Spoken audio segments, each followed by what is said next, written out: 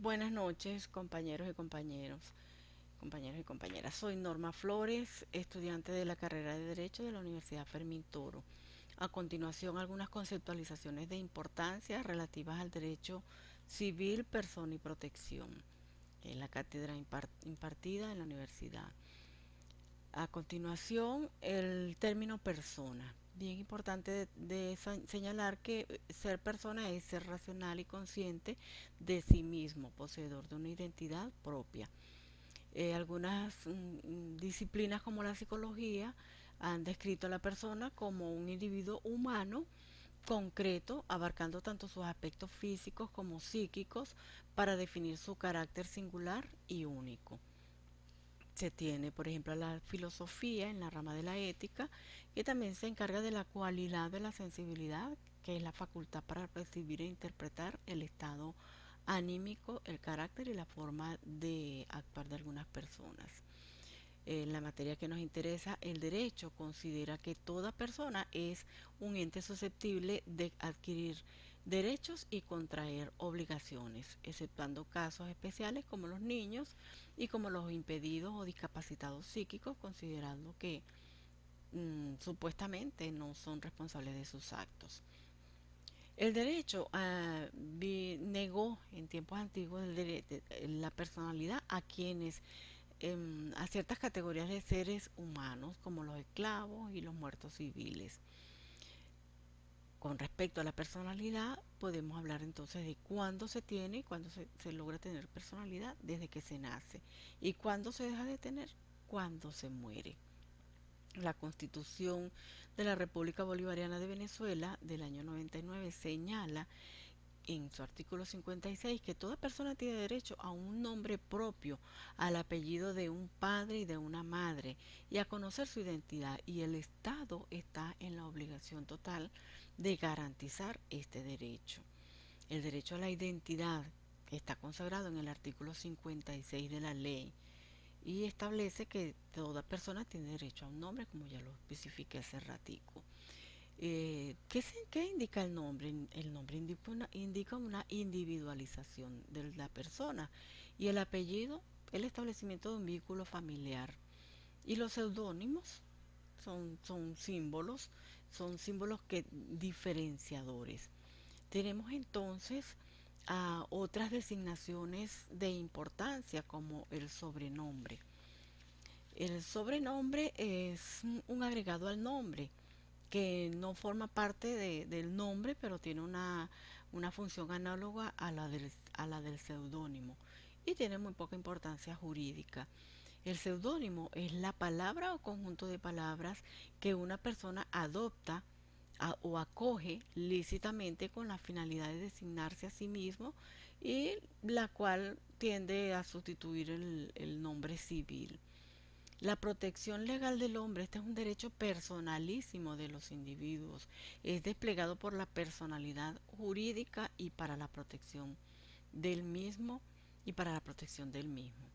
Existen algunos elementos para la protección del mismo, existen elementos como la pretensión de reclamación del nombre, de impugnación del nombre, de reclamación e impugnación del apellido, de la reparación de los daños y perjuicios. Por eso la importancia de la identidad. La identidad, ¿qué es ser quien se es y no otra persona? Tiene importantes consecuencias jurídicas.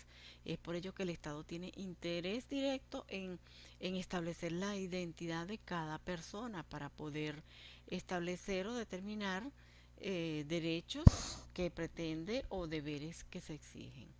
La importancia de la identificación de las personas estriba en que el Estado busca, eh, ha impuesto la obligatoriedad de la identificación y ha atribuido al Estado la función de garantizar que todos los ciudadanos sean debidamente identificados. En algunos elementos como los derechos a la individualidad señalan que toda persona tiene interés legítimo en afirmarse como individualidad distinta a las demás. En este orden de ideas juega papel importante los distintivos, el nombre, el seudónimo, el sobrenombre. Tenemos el derecho Los derechos del cuerpo, que se manifiestan en el derecho a la vida, el derecho a la integridad física y al derecho de disponer del propio cuerpo. Se tienen los derechos relativos a la personalidad moral. Dentro de este rubro suelen señalarse el derecho a la libertad, al honor, al secreto, a la reserva, a la intimidad y a la protección de la vida privada. Eh, el derecho a la identidad, ya lo dijimos, está consagrado en el artículo 56 de la Constitución. Toda persona tiene el derecho al secreto de la correspondencia. Toda persona tiene derecho a que no se divulgue sin su consentimiento sus escritos confidenciales. Tiene derecho a la palabra hablada, a la voz y a las expresiones orales. El derecho a la propia imagen, la cual se refiere a la reproducción y exposición de rasgos físicos de una persona. Toda persona tiene derecho a un nombre propio, ya se comentó anteriormente. En función de ello se habla entonces de los nuevos paradigmas de los hijos, hijos naturales simples, que son aquellos nacidos de las uniones extramatrimoniales. Se tiene el hijo natural adulterino, nacido de las uniones también extramatrimoniales. El hijo natural incestuoso, proveniente de las relaciones extramatrimoniales. Y el hijo natural sacrílego, que existía cuando el padre del hijo ilegítimo era ministro de un culto, cuya religión le prohibía el matrimonio. Hoy en día, el derecho venezolano ha acabado con las distinciones existentes entre los hijos legítimos y los ilegítimos, siendo que actualmente todos los hijos tienen los mismos derechos. Luego se conceptualiza la sede jurídica. Se entiende por sede jurídica aquel lugar donde las leyes o el derecho considera localizada a una persona para un efecto jurídico determinado. Por ello se tiene un hogar, se tiene un domicilio, la residencia, una habitación.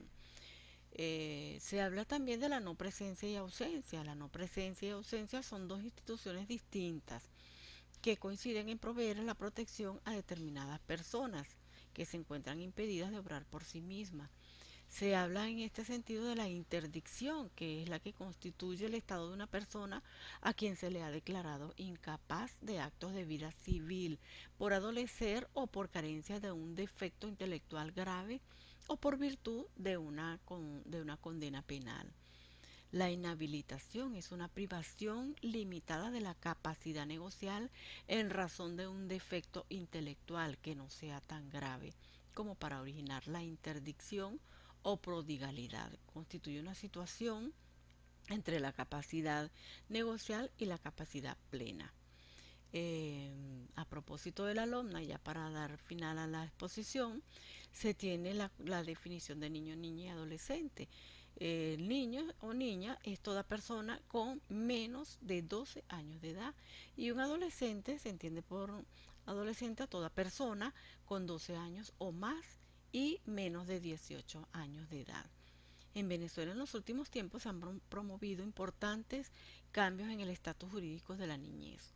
Y en esto ha jugado papel fundamental esta ley que fue promulgada en el año 2000 y el cual es un instrumento jurídico nacional sobre la niñez y la adolescencia, donde se establece que todos los derechos para todos los niños y niñas y adolescentes. Para mí ha sido un placer hacer la connotación de toda esta exposición. Espero haya sido de su agrado y de su entendimiento. Mi nombre es Norma Flores. Muchísimas gracias por su atención.